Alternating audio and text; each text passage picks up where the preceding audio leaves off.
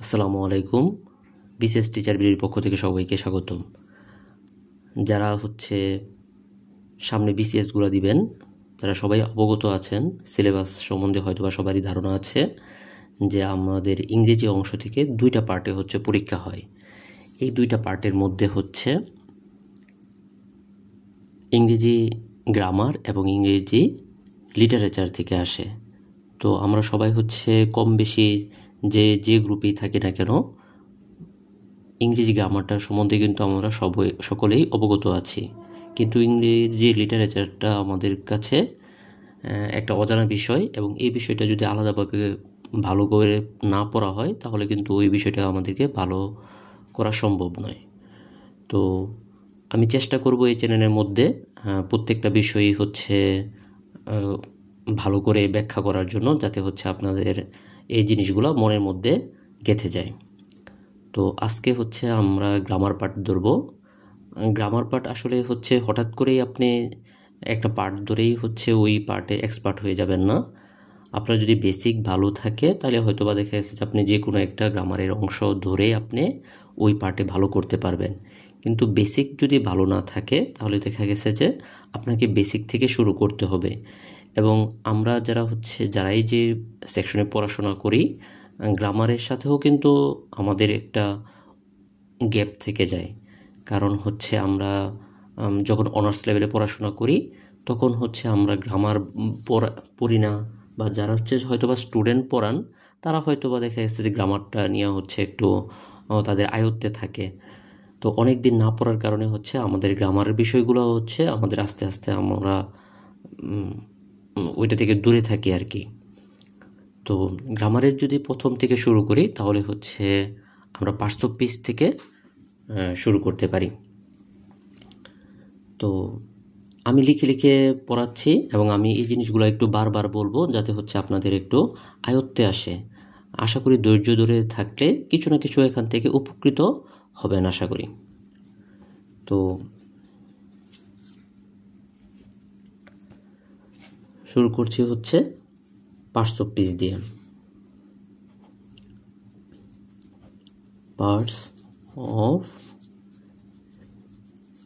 CH, parts of speech দিয়ে। Parts of speech ইংরেজি ব্যাকরণের একবারে মৌলিক বিষয় একটা। তো প্রত্যেকটা ভাষার মধ্যে বাক্য থাকে, আর ওই বাক্যের মধ্যে যে ক্ষুদ্র ক্ষুদ্র অংশগুলো থাকে ওদেরকেই পার্টস অফ স্পিচ বলে। তো ইংরেজির মধ্যে পার্টস অফ স্পিচ 8 প্রকার।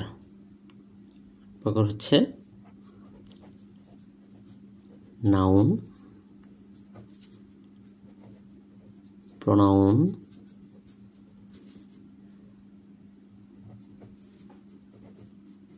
Adjective,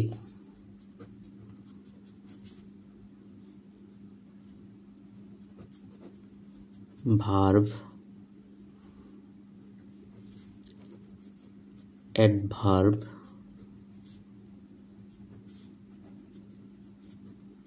preposition,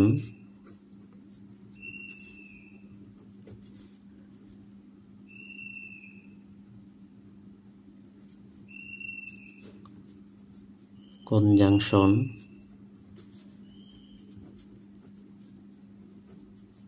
interjection. আমার কাছে যে ক্লাসগুলো আসলে লিখে লিখে পড়ানো হয়, ওই ক্লাসগুলো আমার কাছে সবচেয়ে বেশি ইফেক্টিভ মনে হয়। এবং আপনারাও চাবেন যখন ক্লাস করার ক্ষেত্রে আপনারা বোঝার যে বিষয়গুলো বোঝার বিষয়, ওইগুলো আপনারা ক্লাসের মধ্যে বোঝার চেষ্টা করবেন, ওইগুলো লিখবেন না। আর যে জিনিসগুলো দেখা যাচ্ছে বোঝার বিষয় না, জাস্ট দেখলেই চলে, আপনারা ওই সময় ক্লাসটা মনোযোগ সহকারে করার চেষ্টা করবেন এবং যে ইনস্ট্রাকশনগুলো দেওয়া হয় ওই ইনস্ট্রাকশনগুলো ফলো করার চেষ্টা করবেন। তো নাউন আমরা সবাই জানি, এটা যে কোনো নামকে বোঝায়, যে কোনো নামকে বোঝায়। প্রোনাউন নামের পরিবর্তে যেগুলো বসে, নামের পরিবর্তে পরিবর্তে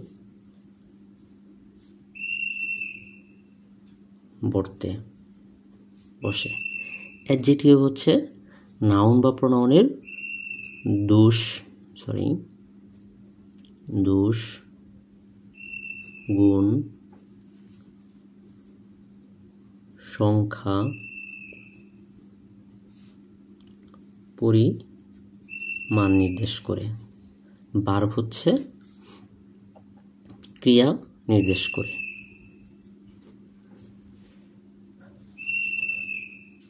এখন অ্যাডভার্বটা হচ্ছে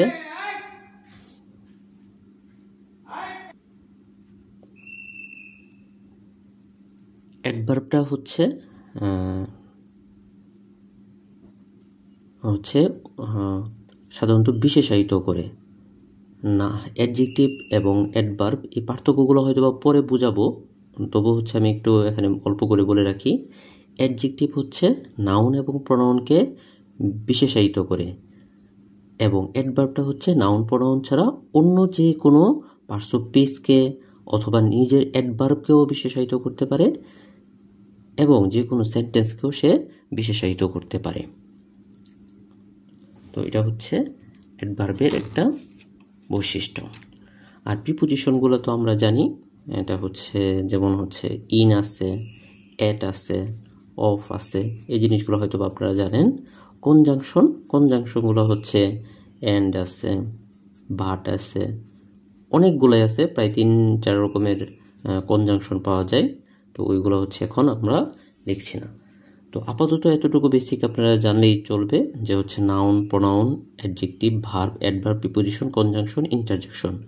এগুলো কিন্তু ডিরেক্ট আসবে না যে হচ্ছে পার্টস অফ স্পিচ কত প্রকার, কিন্তু এই বিষয়গুলো হচ্ছে আপনার জানা দরকার। কারণ আপনি এই জিনিসগুলো যদি না জানেন তাহলে পরবর্তী বিষয়গুলো আপনার জন্য বোঝা কষ্ট হয়ে যাবে। তো আমরা এখন হচ্ছে নাউনকে নিয়ে একটু পড়াশোনা করব। নাউন হচ্ছে আমরা যে কোনো নামকে নাউন বোঝাই। তো নাউনকে হচ্ছে আবার 2টা ক্যাটাগরিতে ভাগ করা যায়। একটা হচ্ছে দেখার ভিত্তিতে,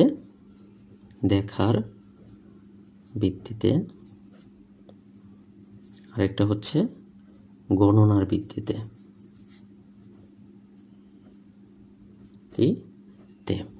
তো দেখার ভিত্তিতে নাউনকে হচ্ছে 2টা ভাগে ভাগ করা যায়। একটা হচ্ছে কনক্রিট নাউন, আর একটা হচ্ছে অ্যাবস্ট্রাক্ট নাউন। তো কনক্রিট নাউনটাকে হচ্ছে আবার কিছু সাব টপিকে ভাগ করা যায়, যেগুলো হচ্ছে দেখা যায়। এগুলো হচ্ছে প্রপার নাউন, আমি শুধু এন লিখছি, কমন নাউন,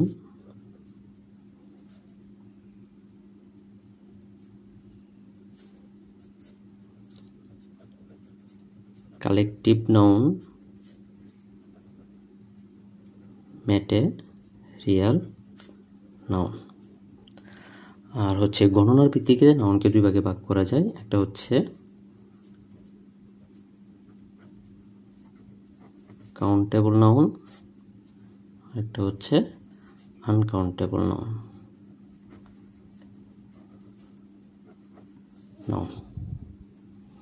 আনকাউন্টেবল নাউন। এখন এই জিনিসগুলো আপনারা একটু মনে রাখবেন, যে দেখার ভিত্তিতে নাউনকে কয়টা ভাগে ভাগ করা হয়েছে? 2টা ভাগে। একটা হচ্ছে কনক্রিট নাউন, আর একটা হচ্ছে অ্যাবস্ট্রাক্ট নাউন। আমি 1 নম্বর দিচ্ছি, এটা 2 নম্বর। আর গণনার ভিত্তিতে নাউনকে 2 ভাগে ভাগ করা হয়েছে। একটা হচ্ছে কাউন্টেবল নাউন, আর একটা হচ্ছে আনকাউন্টেবল নাউন।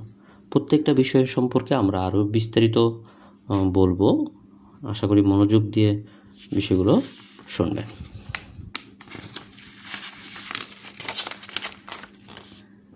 তো এখন আমরা একটু পড়ব প্রপার নাউন।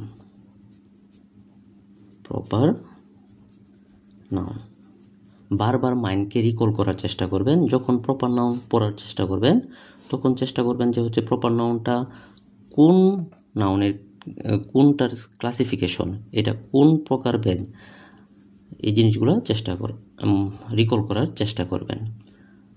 তো প্রপার নাউনটা হচ্ছে নির্দিষ্ট কোনো নামকে বোঝায়। নির্দিষ্ট কোনো নাম যখন হয় তখন এটাকে প্রপার নাউন বলা হয়। যেমন হচ্ছে আপনি রহিম, করিম,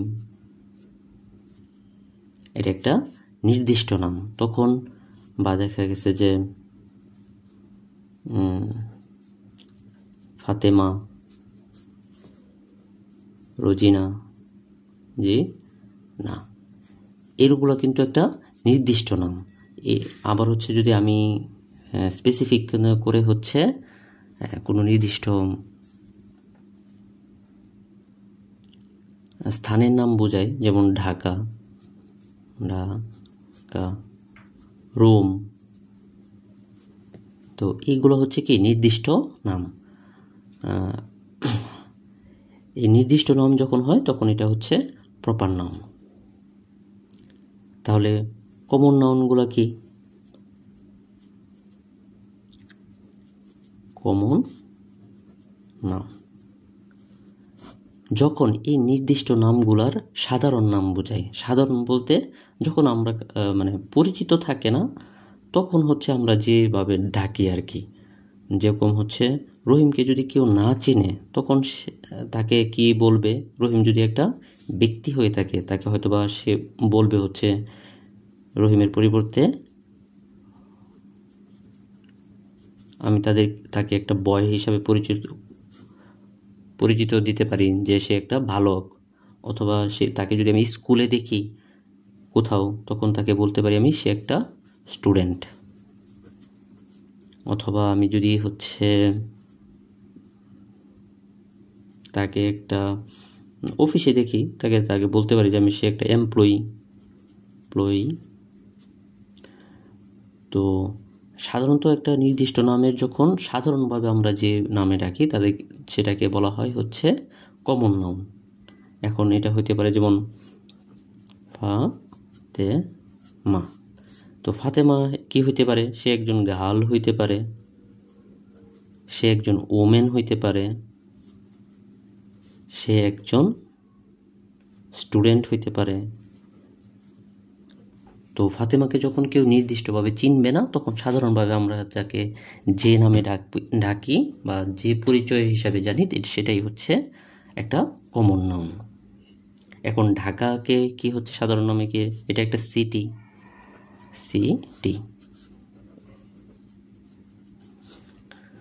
বা রোমটাও হচ্ছে একটা সিটি। তো এইভাবে হচ্ছে আমরা প্রপার নাউন এবং কমন নাউনের সাথে একটা কিন্তু রিলেশন আছে, যে প্রপার নাউন হচ্ছে নির্দিষ্ট নাম, স্পেসিফিক নাম, আর কমন নাউনটা হচ্ছে নির্দিষ্ট না, এটা হচ্ছে একটা সাধারণ নাম। এখন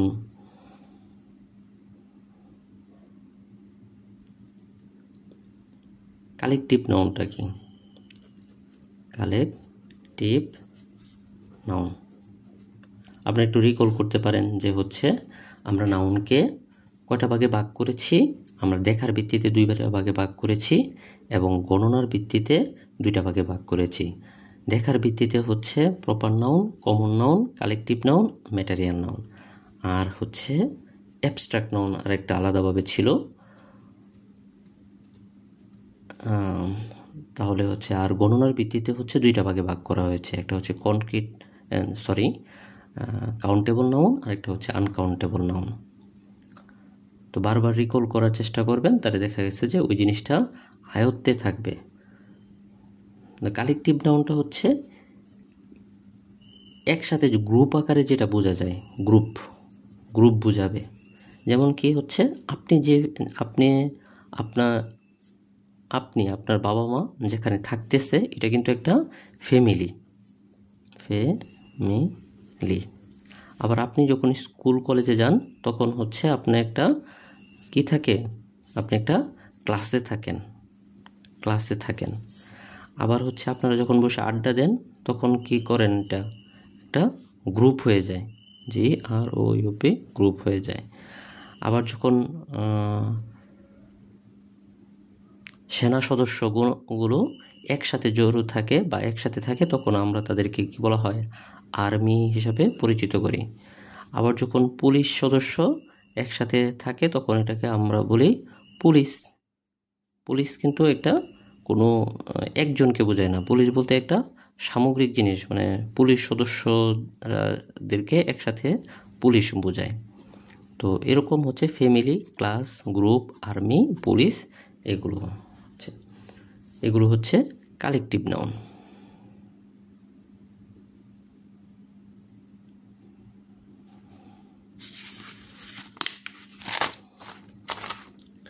এখন আসেন ম্যাটেরিয়াল নাউন।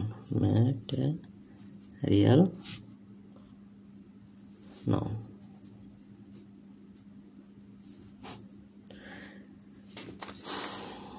ম্যাটেরিয়াল নাউনটা হচ্ছে কোনো বস্তু তৈরি করতে যে ম্যাটেরিয়ালগুলো লাগে ওইগুলো হচ্ছে ম্যাটেরিয়াল নাউন। যেমন আমি যদি হচ্ছে একটা অর্নামেন্ট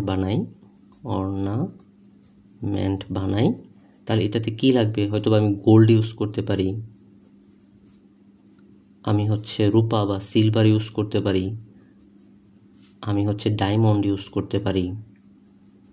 তাহলে এই যে অর্নামেন্ট তৈরি করতে যে গোল্ড, সিলভার, ডায়মন্ড লাগতেছে, এই বস্তুগুলোকে বলা হয় হচ্ছে ম্যাটেরিয়াল নাউন। মানে কোনো কিছু প্রস্তুত করতে যে ম্যাটেরিয়ালগুলো লাগতেছে ওইটাই হচ্ছে ম্যাটেরিয়াল নাউন। এখন কি হতে পারে, আমি যদি পিৎজা তৈরি করি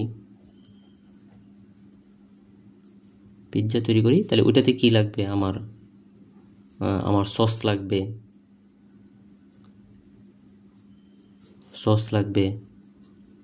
হুইট লাগবে, আর হচ্ছে সল্ট লাগবে। তাহলে এই যে সস, হুইট আর সল্ট, এই জিনিসগুলো হচ্ছে এই পিৎজা বানানোর ম্যাটেরিয়াল। তো এই পদার্থগুলোকে বলা হবে হচ্ছে ম্যাটেরিয়াল।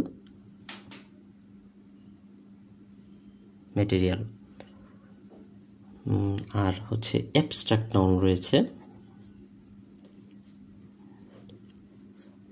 অ্যাবস্ট্রাক্ট নাউনটা হচ্ছে যা সাধারণত আমরা ছুঁতে পারি না বা দেখতে পারি না, এরকম জিনিসগুলোকে বলা হয় কি, অ্যাবস্ট্রাক্ট নাউন। যেমন হচ্ছে নলেজ হইতে পারে, LEDG, নলেজ হইতে পারে, কারো হচ্ছে ওয়াইজডম হইতে পারে, যেমন হচ্ছে কারো বিউটি হইতে পারে, বিউটি, সৌন্দর্য, এটা কি আপনাকে ধরা যায় না, ছোঁয়া যায় না। ওয়াইজডম, কারো প্রজ্ঞা আছে, জ্ঞান আছে, কারো নলেজ আছে, এই জিনিসগুলো কিন্তু ধরা ছোঁয়া যায় না। তো এইগুলো হচ্ছে অ্যাবস্ট্রাক্ট নাউন। তো আজকে এতটুকুই রইল, বাকি অংশগুলো হচ্ছে পরবর্তী পার্টে দেওয়া হবে। ধন্যবাদ।